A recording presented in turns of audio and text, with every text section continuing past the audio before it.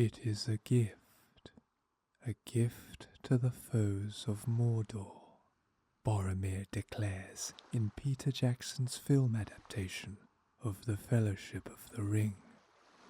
This is not a curse, but a blessing disguised, he proclaimed, his voice gaining strength with each word. This is a gift, a weapon delivered into the hands of the enemies of Mordor. The equivalent passage from Ian Chesterfield's novelization, itself adapted from Jackson's film. At a glance, both of these examples convey the same idea, yet their execution reveals stark differences in how film and prose communicate narrative, character psychology, and emotion. The film line is concise and punchy, designed to be spoken aloud. The novelization, by contrast, expands the moment, providing descriptive context and emotional inflection. This elaboration offers the reader direct access to Boromir's inner escalation, something the film can only imply through acting, tone, and direction. Prose has the luxury of time and space. It can linger in a character's thoughts or slowly build up to a moment. Film must economize its dialogue due to film's inherent time-based needs. To further explore these differences, this video will look at one part of the story in both the film and the novelization of The Fellowship of the Ring. First, we'll watch a short clip from the film. Then, we'll read the matching chapter from the novelization. Since films move quickly and can show a lot in just a few minutes, while novels often take pages to describe the same events, we'll break the novelization chapters into short passages. After each passage, we'll stop to talk about what works well in the novel, what might be stronger in the film, and how each version tells the story in its own way. We'll go back and forth like this until we've worked through the whole chapter. At the end, we'll wrap everything up by thinking about what each medium does best, where they might struggle, and how comparing them helps us understand the story in a new way.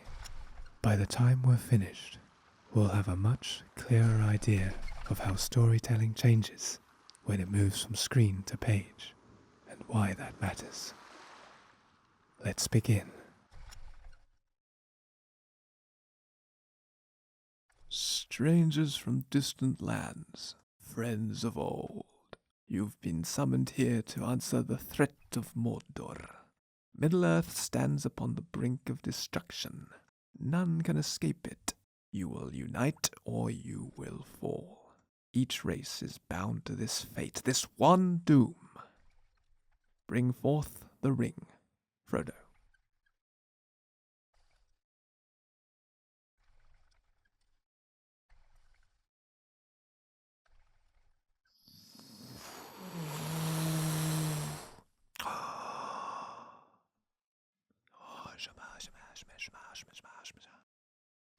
So it is true.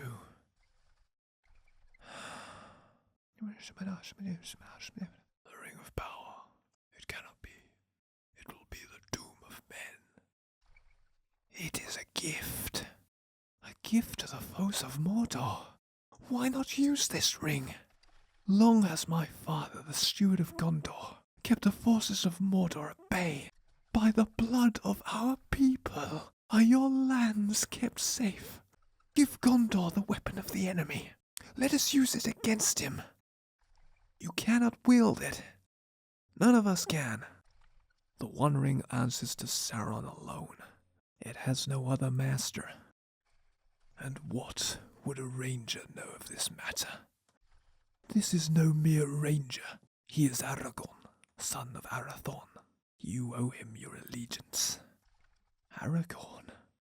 This is Isildur's heir, and heir to the throne of Gondor. Avabat, Legolas. Gondor has no king. Gondor needs no king. Aragorn is right. We cannot use it. You have only one choice. The ring must be destroyed. Then what are we waiting for?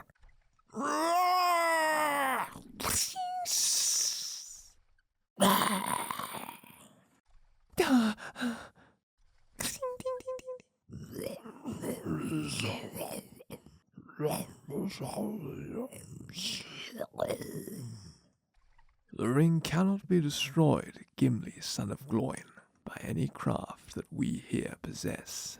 The ring was made in the fires of Mount Doom. Only there can it be unmade. It must be taken deep into Mordor and cast back into the fiery chasm from whence it came. One of you must do this. One does not simply walk into Mordor. Its black gates are guarded by more than just orcs. There is evil there that does not sleep, and the great Eye is ever watchful. It is a barren wasteland, riddled with fire and ash and dust. The very air you breathe is a poisonous fume. Not with 10,000 men could you do this. It is folly. Have you heard nothing Lord Elrond has said? The ring must be destroyed. And I suppose you think you're the one to do it. And if we fail, what then? What happens when Sauron takes back what is his? I will be dead before I see the ring in the hands of an elf. Never trust an elf. Do you not understand? While we bicker among ourselves, Sauron's power grows. No one will escape it. You will all be destroyed. Your homes burnt and your families put to the sword.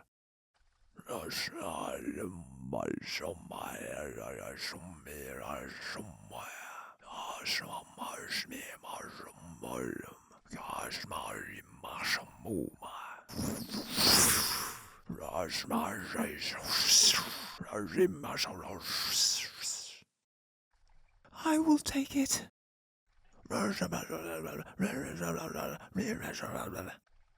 I will take it. I will take the ring to Mordor. Though I do not know the way. I will help you bear this burden, Frodo Baggins, for as long as it is yours to bear. If by my life or death I can protect you, I will. You have my sword, and you have my bow. And my axe. You carry the fate of us all, little one. If this is indeed the will of the Council, then Gondor will see it done. Ah! Mr. Frodo's not going anywhere without me. No, indeed, it is hardly possible to separate you, even when he is summoned to a secret council and you are not. Oi! We're coming too! You'll have to send us home tied up in a sack to stop us. Anyway, you need people of intelligence on this sort of mission. Quest. Thing. Well, that rules you out, Pip. 9 companions. So be it. You shall be the Fellowship of the Ring. Great. Where are we going? Tweed, tweed, tweed, tweed. My old sword, Sting. Here, take it, take it. Shing. It's so light. Yes, made by the elves, you know. The blade glows blue when orcs are close. And it's times like that, my lad, when you have to be extra careful. Here's a pretty thing. Me thrill. As light as a feather, and as hard as dragon scales. Let me see you put it on. Come on.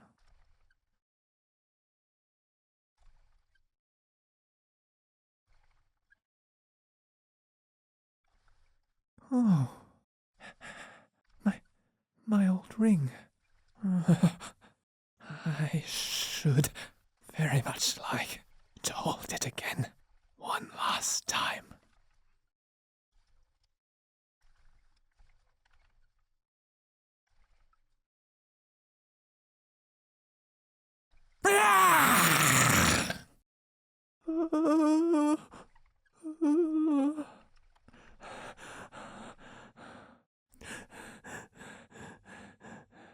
I'm sorry I brought this upon you, my boy. I'm sorry that you must carry this burden. I'm sorry for everything.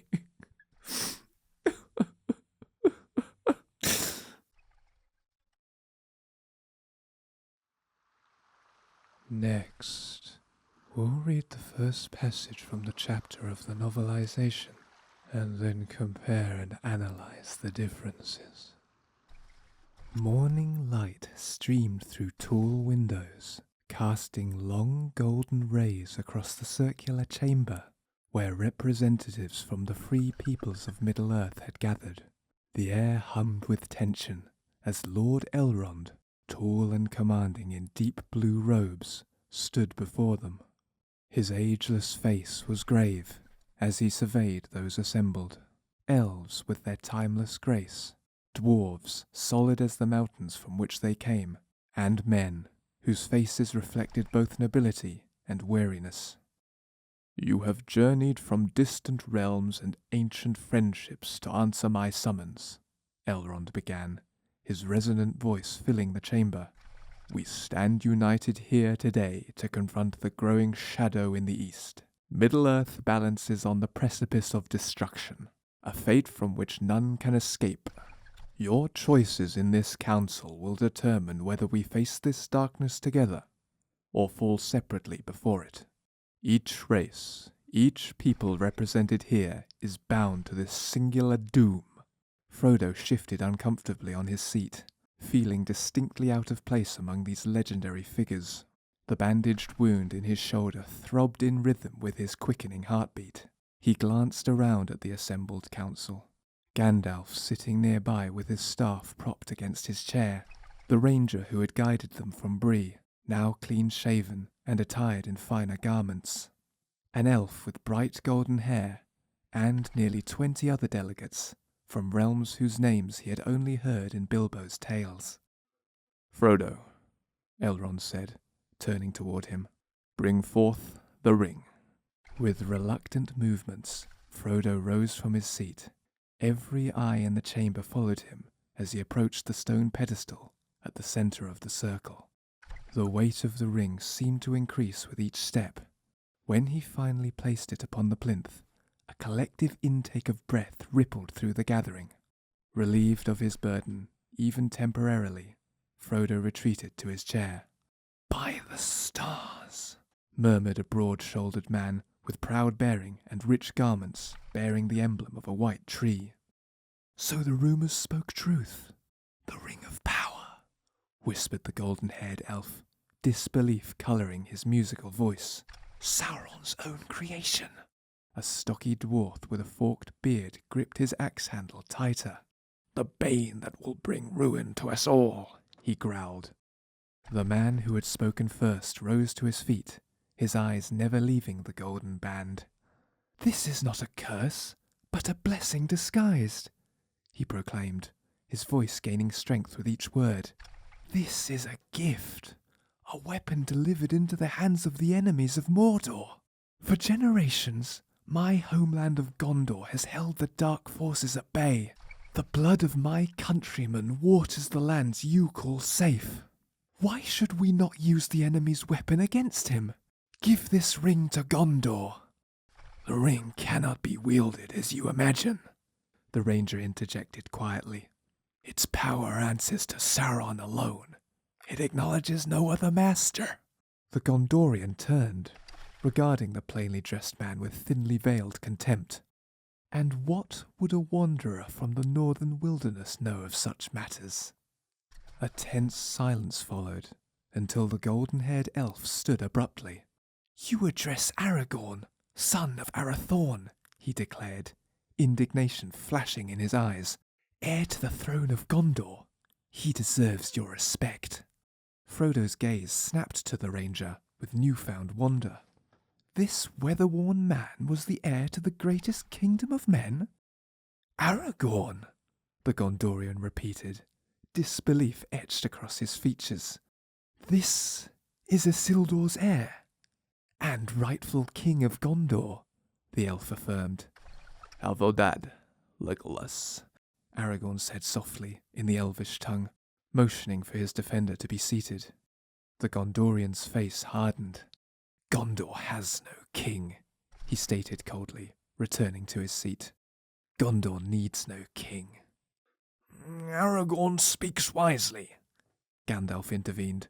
The ring cannot be controlled or wielded, no matter how noble the intention. Elrond nodded. There is only one course available to us. The ring must be destroyed. As these words were spoken, Frodo felt a strange pressure building in his head, as if the ring itself were responding to the threat against it. Its presence seemed to grow, filling his awareness with its malevolent hum. Well then, the dwarf declared, leaping to his feet with sudden enthusiasm. What are we waiting for?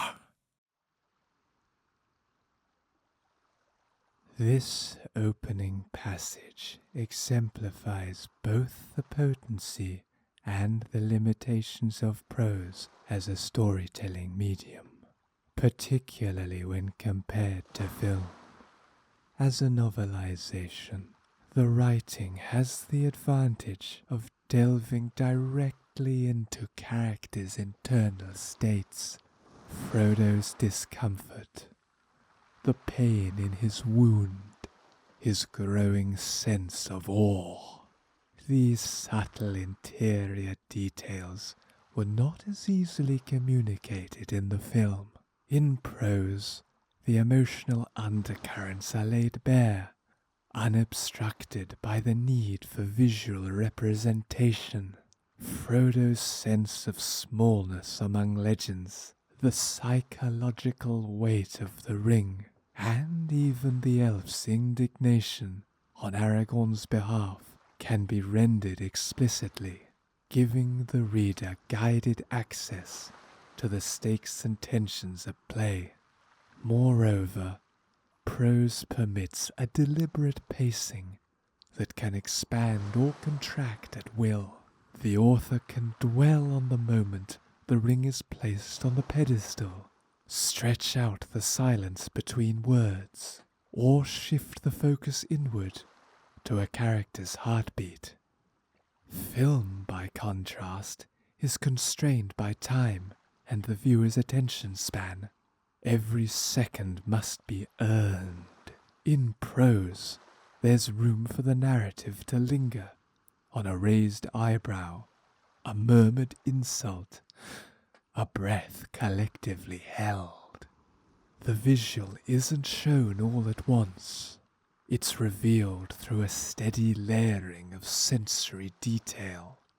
Quote, golden rays, timeless grace. The weight of the ring seemed to increase with each step. End quote. This sequential building of atmosphere invites the reader to construct the scene gradually in their mind's eye. That said, this same strength in prose can also become a weakness. The passage risks veering into melodrama or stiffness, particularly in dialogue. Lines such as, quote, this is not a curse, but a blessing disguised, or Gondor needs no king, end quote, carry a kind of theatrical flourish that might feel natural when delivered by a commanding actor, accompanied by score and gesture, but can read as overblown or self-conscious on the page. The prose walks a fine line between grandeur and cliché, and while the scene earns much of its emotional heft through earnestness, its nobility might strike some readers as excessively formal or even ponderous when not buoyed by the immediacy of visual performance. Let's continue. Before anyone could stop him, Gimli seized his double-bladed axe and brought it down upon the ring with all his might. A deafening crack split the air as the dwarf was thrown backward, fragments of his shattered axe blade scattering across the stone floor. The ring remained on the pedestal, unmarked and untouched. Simultaneously, Frodo winced as searing pain lanced through his mind. A momentary vision of the great lidless eye, looking, searching. He clutched his forehead, slumping in his chair as the vision faded. Gandalf cast him a concerned glance. "The ring cannot be destroyed by conventional means, Gimli, son of Gloin," Elrond explained patiently. "No craft or power that we possess can harm it. It was forged in the fires of Mount Doom, and only there can it be unmade. The ring must be carried deep into Mordor and cast back into the fiery chasm of its origin." His gaze swept the silent council. "One among you must undertake this task." A heavy silence descended upon the chamber. Eyes fell to the ground as each member contemplated the impossibility of the mission. Finally, the Gondorian spoke, his voice barely above a whisper. "One does not simply walk into Mordor," he said, his expression haunted. "Its boundaries are guarded by more than mere orcs. There dwells an evil there that never sleeps, and the great Eye is ever vigilant. The land itself is a blighted waste of fire, ash, and toxic fumes that would choke the life from your lungs. Not with 10,000 seasoned warriors could such a mission succeed." He shook his head. "It is madness." "Have you heard nothing of what Lord Elrond has said?" Legolas demanded, springing to his feet once more. "The ring must be destroyed." "And I suppose you think you're the one to do it?" Gimli challenged, glowering at the elf. "And what happens when we fail?" the Gondorian demanded, rising from his seat. "What then? What happens when Sauron reclaims his prize?" "I will die before I see the ring in the hands of an elf," Gimli bellowed. Within moments, the council chamber erupted into chaos. Accusations flying, voices raised in anger, fingers pointing in recrimination. To Frodo, it seemed as though time itself had slowed. He watched the contorted faces and shaking fists through a haze, while the ring's insidious whisper grew in his mind. His eyes were drawn inexorably to the golden band. As he stared, the ring's surface seemed to shift and flow, streams of crimson rippling across the gold, flames flickering within its depths. The cacophony of arguing voices faded into the background as the ring's malevolent hum filled his consciousness. "Can you not understand?" Gandalf's voice cut through the noise.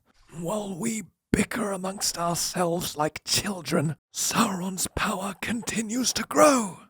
None will escape his reach. Your homes will burn, and your families will perish by the sword."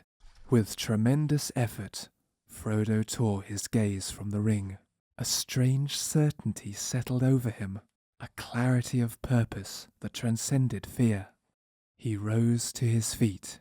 "I will take it," he said, his voice too soft to carry over the arguments. The debate raged on, none hearing his words. Drawing a deep breath, he spoke more forcefully. "I will take it." Gradually, the shouting subsided as all eyes turned toward the small hobbit, standing resolute before them. "I will carry the ring to Mordor," he declared, his voice steady despite the hammering of his heart. Stunned silence greeted his proclamation. Frodo looked around at the astonished faces surrounding him and added more quietly, "Though I confess I do not know the way." Gandalf's expression held both pride and sorrow, like a father who must watch his son march into battle. The wizard approached slowly and placed a weathered hand upon Frodo's shoulder. "I will help you bear this burden, Frodo Baggins," he said solemnly, "for as long as it remains yours to carry."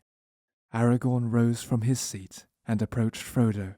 "If by my life or death I can protect you," he declared, kneeling before the hobbit, "then I will. You have my sword." And you have my bow, Legolas added, stepping forward to join them.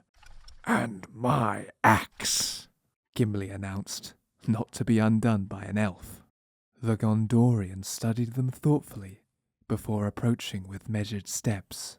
You bear the fate of us all, little one, he said, his earlier vehemence tempered.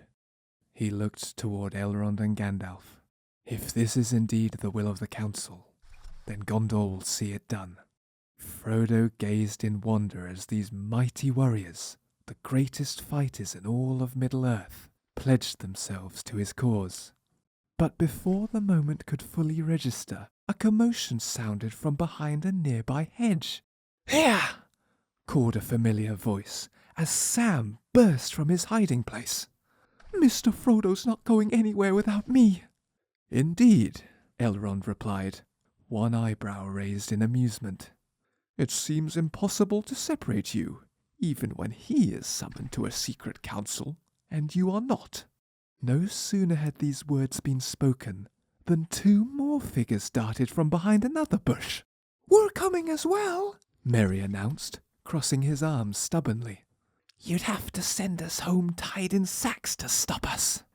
Besides, Pippin added with earnest confidence, you'll need people of intelligence for this sort of mission, quest, thing. Well, that certainly excludes you, Pip, Merry muttered. Elrond surveyed the unlikely group assembled before him, his expression thoughtful. 9 companions, he mused, as if some significance lay in the number. He nodded decisively. So be it. You shall be the Fellowship of the Ring. Excellent, Pippin beamed. Now, where exactly are we going? This second passage further highlights the unique capabilities and inherent limitations of prose when adapting material that is already iconic in its cinematic form. As a written medium, prose once again demonstrates its strength in illuminating the emotional and psychological depth of the characters involved, particularly Frodo.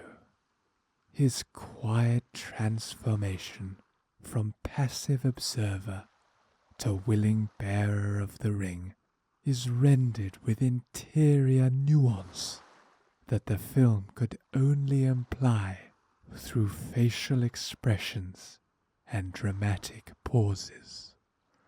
We are given access to his shifting mental state, the pain of the ring's influence, the mounting pressure of the moment, and finally, the clarity that arises when he chooses to act.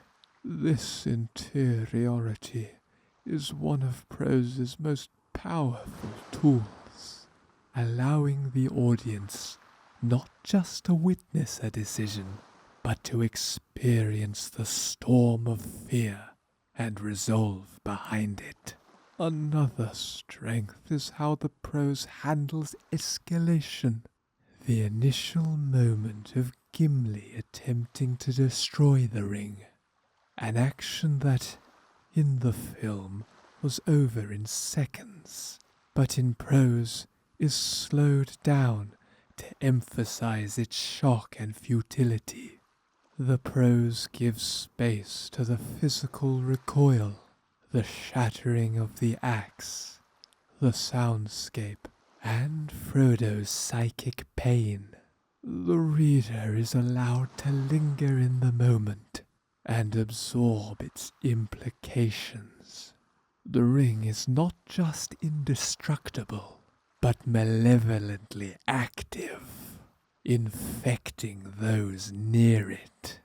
This deepens the sense of threat in a way that surpasses mere visual spectacle.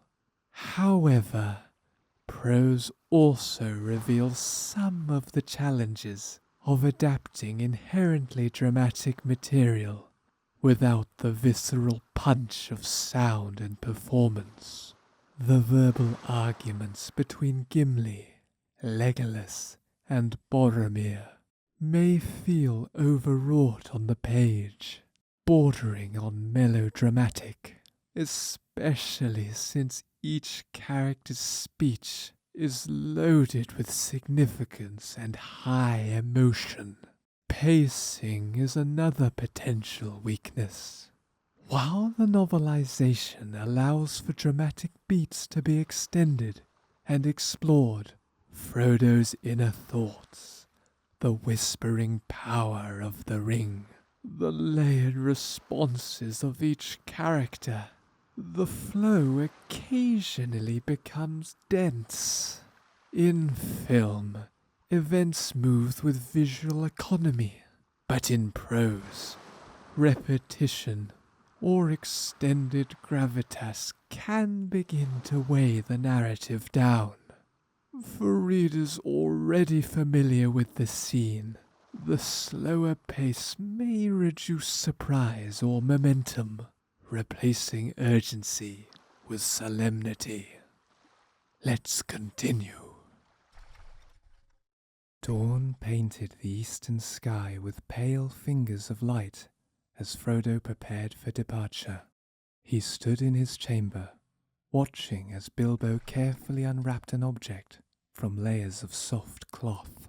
"My old sword, Sting," the elderly hobbit said, drawing the blade from its worn leather scabbard. The polished metal caught the early light, gleaming coldly. "Here, take it." Frodo accepted the weapon, surprised by its lightness as he tested its balance. "It weighs almost nothing," he remarked. "Elven craft," Bilbo explained with a small smile. "The finest in all Middle-earth. The blade glows blue when orcs are near. A warning you do well to heed, my lad. When that blade shines, it's time for extraordinary caution." Bilbo set the sword aside and unwrapped another package, revealing a garment that shimmered like moonlight on water. "And here, something truly special. Mithril. Light as a feather, but stronger than the finest steel. Even a dragon's scales cannot compare." He held it up. "Come, let me see you try it on." Frodo began to unbutton his shirt, revealing the ring hanging from its chain around his neck. The gold caught Bilbo's eye, and his expression changed instantly. "Oh," he whispered, his gaze fixed on the ring. My old ring." A frown creased Frodo's brow as his uncle moved toward him with an unsettling intensity. "I should very much like to hold it again," Bilbo murmured. "One last time."